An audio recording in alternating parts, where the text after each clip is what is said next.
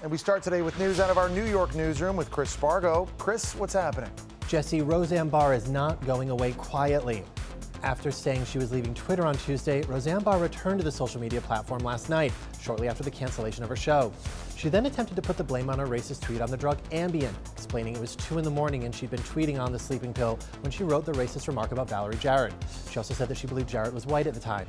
She then tweeted directly at Jarrett, writing, "I wanted to apologize to you for hurting and upsetting you with an insensitive and tasteless tweet. I am truly sorry. My whole life has been about fighting racism. I made a terrible mistake which caused hundreds of people to lose their jobs. So sorry." On Tuesday, Roseanne's co-stars were spotted out and about, with John Goodman looking glum as he walked his dog in New Orleans, and Sarah Gilbert looking annoyed as she left a Los Angeles restaurant after lunch. On Twitter, Roseanne put Sarah on blast after her statement calling Roseanne's comments abhorrent, writing, "Wow, unreal."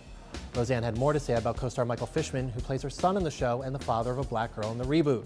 Fishman wrote, "My character was designed to represent the inclusive nature of my views, to represent portions of society often marginalized.